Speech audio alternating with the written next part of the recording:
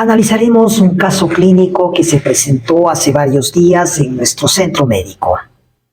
Se trata de una paciente mujer de 68 años de edad, con antecedentes de tabaquismo e hipotiroidismo. Niega haber tenido hipertensión arterial. Su madre falleció con falla cardíaca debido a cardiopatía isquémica coronaria a los 73 años de edad. La paciente refiere la presencia de una sensación de calor súbita en la región posterior del cuello mientras se duchaba, acompañada de oscurecimiento visual, angustia, insomnio y una cefalea leve opresiva en dicha región. Estuvo ingresada en otra clínica por varios días sin un diagnóstico etiológico, de donde el paciente solicitó el alta 3 días después de su ingreso. Al examen físico, encontramos a una paciente con una presión arterial de 163/75, una frecuencia cardíaca de 49, frecuencia respiratoria de 17, afebril, con saturación de oxígeno de 93%, aire ambiente. La paciente estuvo vigil, consciente, álgica, con Glasgow 15-15, sin paresias periféricas ni centrales, sin rigidez nucal, con dolor a la palpación de la región cervical posterior, ruidos cardíacos regulares, sin soplos cardíacos, pulmones limpios. El laboratorio mostró los datos siguientes: un hematocrito de 38%, una glucosa de 94, una creatinina de un sodio de 135, potasio de 2.8 y un perfil tiroideo normal. Los diagnósticos fueron, primero, una hipertensión arterial grado 2, una cefalea de etiología a determinar, crisis de ansiedad y cervicalgia. Estos fueron los diagnósticos iniciales. La evolución de la paciente se caracterizó por lo siguiente. Varias horas después de su ingreso a nuestro centro, llama la atención la persistencia de la cefalea a pesar de analgesia intravenosa intensa. Aunque el paciente no presenta focalización neurológica motora, ni rigidez nucal, ni alteración de su sensorio, decidimos realizar un TAC simple de cráneo. Esta es la tomografía simple de cráneo de la señora. Nosotros observamos acá una lesión hiperdensa en la cisterna ambiens y también en la cisterna interpeduncular. Son lesiones hiperdensas propias de una hemorragia subaracnoidea. Es decir, estamos frente a una cefalea cuya etiología es una hemorragia subaracnoidea. Para recordar un poquito la anatomía de la cisterna interpeduncular, esta es una imagen donde se aprecia la cisterna interpeduncular por detrás del quiasma óptico. Y esta es la cisterna ambiens. Forma prácticamente un triángulo invertido o quizás un polígono invertido, un trapecio invertido, y está por detrás de la cisterna interpeduncular. Observen ustedes nuevamente las imágenes tomográficas ya. Tenemos acá la cisterna ambiens y la cisterna interpeduncular. Se le practicó a la paciente una angio-TAC cerebral. Este es el resultado. Observamos acá, al final de la arteria basilar, un coágulo más o menos grandecito. Pero aún no podemos observar con claridad cuál es el aneurisma que se rompió, aunque sospechamos que el aneurisma podría estar ubicado al tope de la arteria basilar. Esta es la angio-TAC que se le practica a la paciente varios días después de la angio-TAC inicial. Esta es la angio-TAC inicial. Se le practicó al segundo día, me parece, de su ingreso a nuestro centro. Y esta es la angio-TAC practicada aproximadamente unos 6 a 8 días después de la otra. En esta angio-TAC nosotros estamos observando la presencia de vasos que tienen vasoespasmo a nivel cerebral. Igualmente acá tenemos vasos que están soportando angioespasmo. Igualmente acá, miren ustedes el calibre de este vaso y acá una reducción de su calibre que denota la presencia también de esta entidad fisiopatológica. Ya en la angioTAC inicial de la paciente se observaba muchísimo vasoespasmo. Observen ustedes, por ejemplo, este vaso que está acá, que sería la arteria basilar. Tiene un calibre determinado a este nivel, a nivel superior, y tiene un calibre muy reducido a este nivel. Igualmente acá vemos la presencia de vasoespasmo muy importante, sobre todo en el lado derecho de la angioTAC inicial. Acá, en la angioTAC que se le hace a la paciente varios días después, se observa mucho menos vasoespasmo que en la angioTAC inicial. Pero de todas maneras, en la angioTAC subsiguiente también observamos hallazgos de vasoespasmo. En la angioTAC subsiguiente nosotros vemos ya la presencia de una estructura sacular en el top de la arteria basilar. Y también observamos la presencia de ciertas áreas de vasos, sobre todo en el lado derecho, que se encuentran con vasoespasmo. Esta es una imagen mucho mejor. Aquí está la presencia del aneurisma al tope de la arteria basilar. Este aneurisma mide 3.2 milímetros por 2.8 milímetros. Es decir, el diagnóstico final de la señora fue el de una hemorragia subaracnoidea secundaria a una ruptura de aneurisma localizado en el top de la arteria basilar. Para nosotros ubicar un poquito localizar anatómicamente el aneurisma, recordemos las nociones del polígono de Willis. Esta es la arteria basilar. La arteria basilar se divide en dos arterias, las arterias cerebrales posteriores, de izquierda y derecha. Aquí tenemos la arteria carótida, acá las arterias cerebrales medias. Entre las arterias o comunicando la arteria cerebral media del lado derecho e izquierdo con las arterias cerebrales posteriores están las arterias comunicantes posteriores del lado izquierdo, del lado derecho. Y de la arteria carótida interna surgen las arterias cerebrales que se comunican entre sí por medio de la arteria comunicante. Estas arterias forman prácticamente un polígono, de allí el nombre de polígono de Willis. El aneurisma de la paciente está ubicado a este nivel exactamente, al tope de la arteria basilar. Y su tamaño, como decíamos, está aproximadamente 3.5 milímetros. Recordemos un poquito la anatomía de las meninges. Nosotros tenemos acá la piel, el cráneo propiamente. 3 meninges están recubriendo el cerebro. La primera, que está más relacionada con el cráneo, es la más superficial, que se llama dura madre.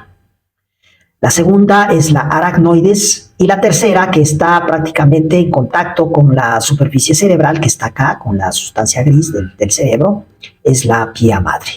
Entre la aracnoides y la pía madre está el espacio subaracnoideo. Las hemorragias subaracnoideas se localizan a este nivel.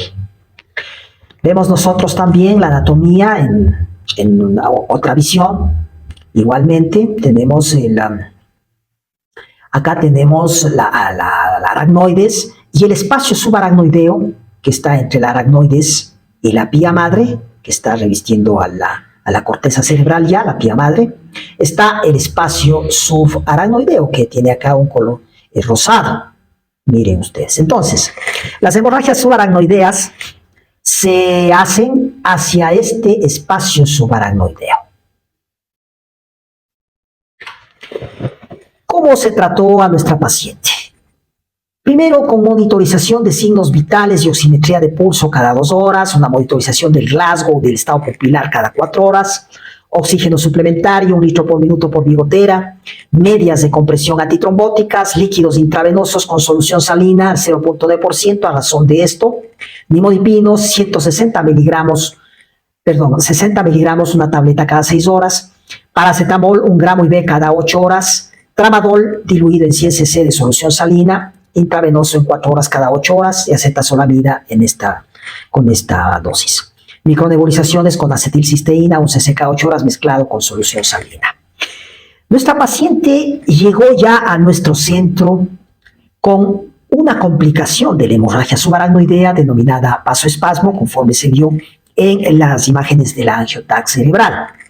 Y cuando los pacientes llegan ya con esta complicación, se requiere manejarlos con hipertensión arterial y con hemodilución. Las presiones arteriales sistólicas fluctuaron en ella entre 150 a 160 milímetros de mercurio y las presiones arteriales diastólicas fluctuaron entre 90 y 100 milímetros de mercurio. Independientemente de la presencia o no de vasoespasmo, el medicamento recomendado para tratar la hemorragia subaracnoidea, de acuerdo con todas las guías, es la nimodipina. La nimodipina a una dosis siempre de 60 miligramos, una tabletita cada 4 horas, durante 3 semanas, es decir, por 21 días. Es imprescindible que se haga una analgesia intravenosa adecuada. En este caso utilizamos 2 productos, el paracetamol y el tramadol, para hacer una sinergia. El paracetamol como un analgésico tal vez periférico y el tramadol tal vez como un analgésico de acción central, que proporcionaron una analgesia no óptima, pero sí adecuada como para manejar a estos casos. Evidentemente, los cuidados de la hemorragia subaracnoidea son el cuarto oscuro, la prohibición de visita, es decir, evitar que la paciente pues haga una crisis de hipertensión arterial que podría provocar algún problema. Revisemos un poco, hagamos una revisión de lo que es la hemorragia subaracnoidea. Las causas de una hemorragia subaracnoidea secundarias, la mayoría de veces es la ruptura de un aneurisma saccular. El 70 al 80% de ellas está causada por la ruptura de un aneurisma saccular, que es el caso de la paciente. Hay factores de riesgo para hemorragia subaracnoidea. En el caso de la paciente tenía primero una edad de 60 años, segundo, un sexo femenino y tercero, tenía tabaquismo. La paciente indicó en repetidas ocasiones que no tenía antecedentes de hipertensión arterial, pero probablemente la paciente tuvo una hipertensión arterial enmascarada que pudo haber sido un factor de riesgo modificable de su hemorragia subaracnoidea. Cuando nosotros nos enfrentamos a una hemorragia subaracnoidea, es necesario estratificar en escalas clínicas al paciente. En este caso se utilizó la escala de Haney-Hess, que tiene 5 grados. El 0 pues es el menos grave y el 5 es el peor pronóstico. En este caso, por ejemplo, la paciente se presentó con cefalea moderada, en ocasiones severa, es decir, fue estratificada como un Haney-Hess de grado 2. Cuando nosotros tenemos un Haney-Hess de grado 2, la tasa de mortalidad es del 26%, es decir, un cuarto de pacientes que vienen en las mismas condiciones de la paciente indicada fallecen. Y tenemos también que estratificar a la paciente de acuerdo con la escala de Fisher, que nos da la valoración tomográfica de la gravedad de la paciente. En este caso, miremos nosotros acá, la paciente vino con, esta es la angioTAC, vino con un coágulo al tope de la arteria basilar.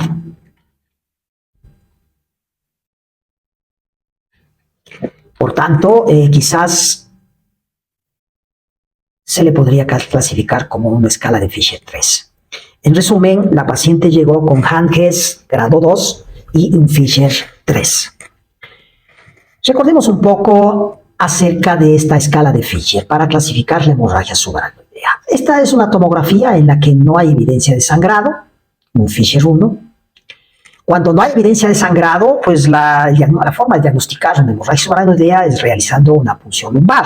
El líquido que se obtiene de dicha punción lumbar es santo crónico, es decir, tiene un aspecto, un color amarillo. Acá tenemos sangre difusa, fina, en las cisternas, en los surcos, etcétera. En este caso, cisternas y surcos de menos de 1 milímetro.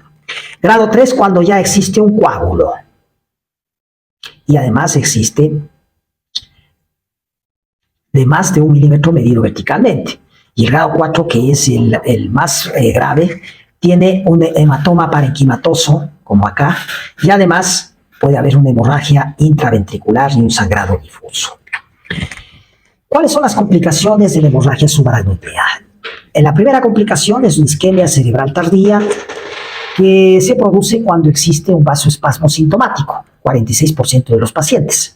También puede haber hidrocefalia, puede haber un resangrado, puede haber convulsiones, puede haber también una hiponatremia. En este caso, la paciente llegó ya a nuestro centro con vasoespasmo sintomático y en la evolución de la paciente no se ha visto ninguna de las complicaciones que están acá, de las otras. La tasa de resangrado. En esta publicación, de 181 pacientes que fueron hospitalizados, el resangrado ocurrió en 35.9% dentro de las 3 horas y en 48.6% dentro de las 6 horas después de la hemorragia subaracnoidea inicial. Es decir, las primeras 24 horas del evento son muy importantes porque allí es cuando se producen los resangrados. Desgraciadamente no pudimos ver a la paciente durante los 3 primeros días, creo que al 4.º día de su evento, y prácticamente ya había superado la paciente la etapa del resangrado. Le vimos ya en la etapa del vasoespasmo. El vasoespasmo ocurre entre el día 4 y el 12 después del evento y los síntomas son estos: empeoramiento de la cefalea, rigidez bucal, febrícula, confusión y déficit focal. En el caso de nuestra paciente, la paciente empezó a tener empeoramiento de su cefalea y también presentaba febrícula. En la temperatura axilar de 37.8 llegó hasta 38 grados centígrados la temperatura axilar. ¿Cuál es el pronóstico de un aneurisma cerebral no tratado? El primer día existe un 4% de incidencia de hemorragia tardía. Una evaluación a 10 años de 364 pacientes. Y luego existe un 1.5% por día en los siguientes 13 días de hemorragia tardía en el aneurisma cerebral. Y existe un 50% de riesgo en los primeros 6 meses. Y luego hay solamente un 3% de riesgo anual. Es decir, la incidencia de hemorragia tardía en el aneurisma cerebral es prácticamente alta en los primeros 6 meses. Hasta el 50% puede tener esa complicación. ¿Qué hacemos frente a cómo se trata una hemorragia subaracnoidea? Lo importante es durante las primeras 24 horas realizar, sea un clipaje quirúrgico del aneurisma o sea un proceso intervencionista endovascular con la introducción de coils acá en el saco aneurismático, ¿no? Pero no hemos podido hacer eso porque, como repito, la paciente ha llegado ya al 4.º día a nuestro centro. El tiempo óptimo de la cirugía de clipaje, ¿no? En la hemorragia subaracnoidea, los resultados mejores en los centros norteamericanos cuando la cirugía fue planificada entre los días 0 y 3 de la hemorragia subaracnoidea. Este es un registro de la que fue publicada en la revista Stroke en 1992, un poquito antiguo. La American Heart Association señala que el clipaje quirúrgico, la colocación de los coiling endovasculares en el aneurisma roto, debe realizarse lo antes posible en la mayoría de los pacientes para reducir la tasa de resangrado después de la hemorragia subaracnoidea. Y esto con una clase 1 y con nivel de evidencia B en las primeras 72 horas de la ruptura. De allí que los centros de emergencia de todo el mundo tienen que ser muy cautelosos con el diagnóstico de una cefalea, sobre todo en mujeres entre los 40 y los 70 años de edad. Hay muchas ocasiones en que se pierden diagnósticos de hemorragia subaracnoidea cuando se sospecha que la paciente tiene una migraña, que la paciente tiene una cefalea tensional, etc. En nuestro caso, la paciente llega sobre las 72 horas y ya no podemos nosotros realizar el clipaje quirúrgico, la colocación del coiling, por la presencia del vasoespasmo.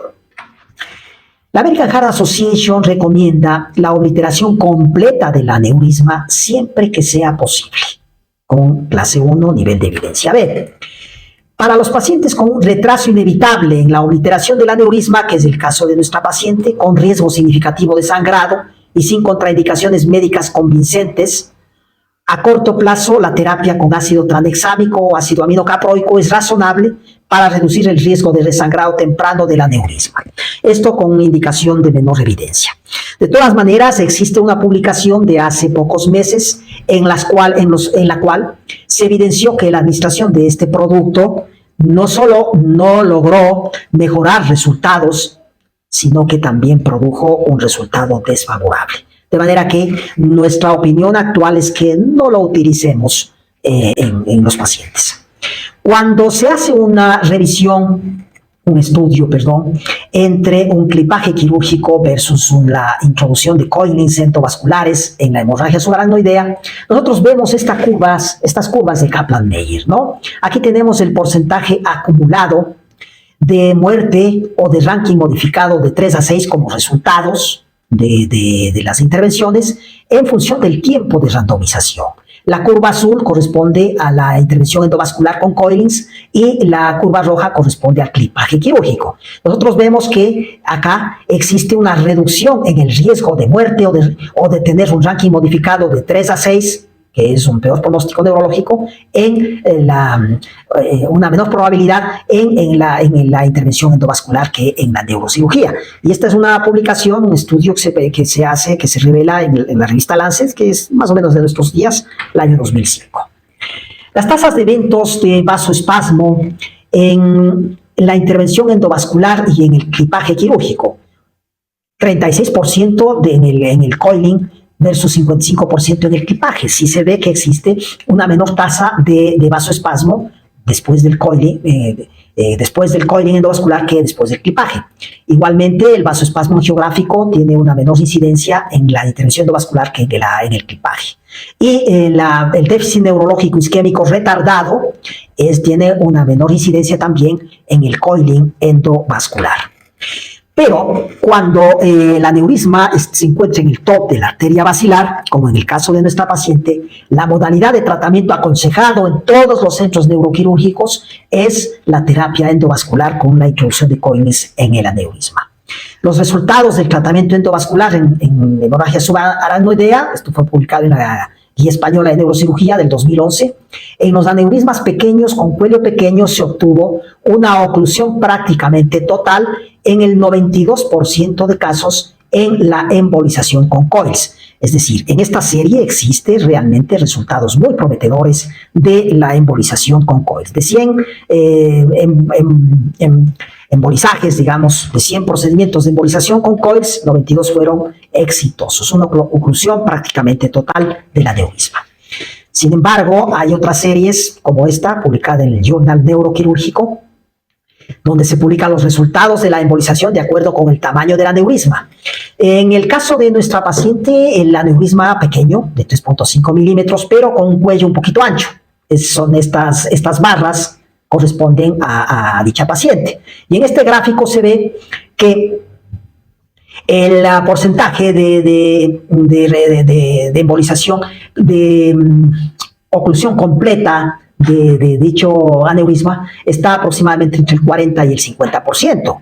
Frente a acá, en este registro español, pues en este 22% de oclusión prácticamente total. Acá solamente tenemos un 50% de oclusión en el aneurisma de tipo de la paciente en cuestión. Las complicaciones de procedimiento en 69 pacientes, si vemos nosotros que la embolización cerebral se realiza aproximadamente en un 2.4, se ocurre en un 2.4 de pacientes, la perforación del aneurisma en un 2.3, etc. Sí existen complicaciones de la embolización, de un aneurisma, pero no superan en total la tasa de 2.5%. En resumen, la paciente fue tratada médicamente porque llegó al cuarto día del evento y fue tratada de acuerdo con las normas internacionales a base de nimodipino y también a base de los cuidados propios Hemos mantenido presiones arteriales sistólicas entre 150 y 160 y presiones diastólicas entre 90 y 100 milímetros de mercurio, además de todas las medidas generales que ya se han detallado. La evolución clínica de la paciente ha sido muy satisfactoria. La paciente fue dada de alta de nuestro centro aproximadamente hace unos 3 o 4 días, con un Glasgow de 15-15 y con una cefalea de tipo pulsátil de EVA 3/10, tolerable, a pesar de la analgesia intravenosa que se le había colocado. Muchas gracias.